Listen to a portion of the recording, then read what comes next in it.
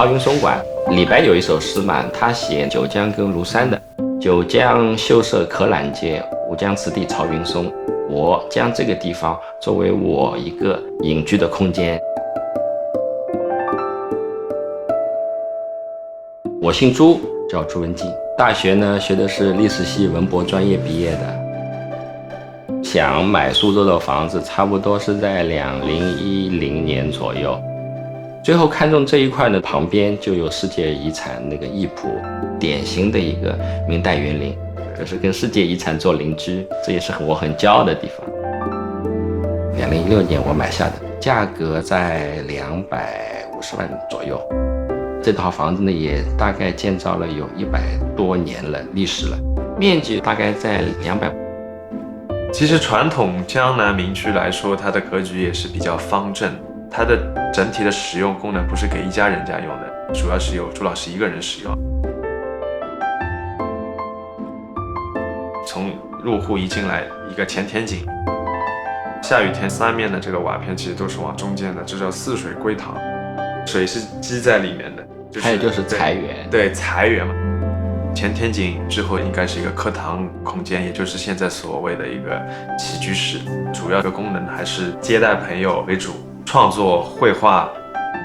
后面还有一个后天井，用了一些青砖、中式的雕花，去呈现出苏州园林的这种粉墙黛瓦的这种感觉。我们在这里设计的是一个走廊，把1楼的整个功能空间给串联起来。2楼的话，我们设置了3间房间，1间主卧，1间客房，还有1间小书房。主卧靠近北墙这里挖了一个圆孔，让两边的景色都能够互相关联起来。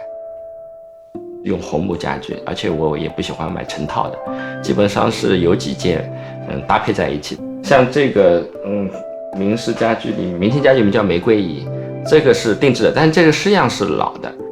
还会买一点西洋的沙发搭配在里面。我喜欢中国画，一定是自己喜欢的，而不是单单是为了保值增值才去买它。这堵白墙我就挂了4张那个中国书法，那么他们都是清代晚期跟民国时候的比较有名的那个书法家，比如说这2位李瑞清、曾皙是张大千他的书法老师。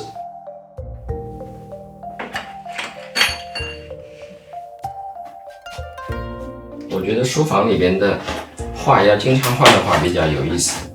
原来这个金堂里面就放了2张，一张是民国时候邓尔雅的诗人，也是个大儒，后面叠了一张呢是名家，我喜欢这个名家的作品，所以我今天把它放到前边来。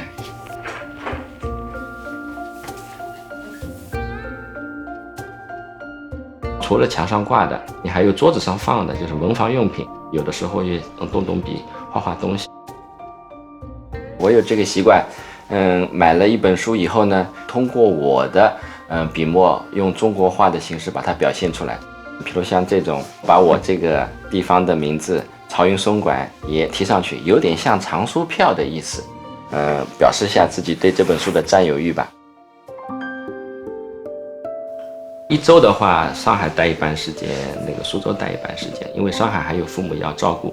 苏州就像是我们中国人的，特别是我们江南人的一种精神归宿的地方。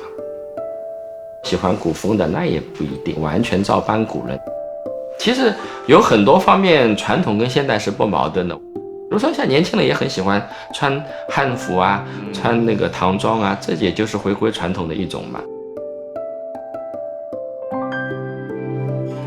你对自己国家、对自己民族的这个信心越深厚的话，那么你对传统文化那肯定是不排斥的。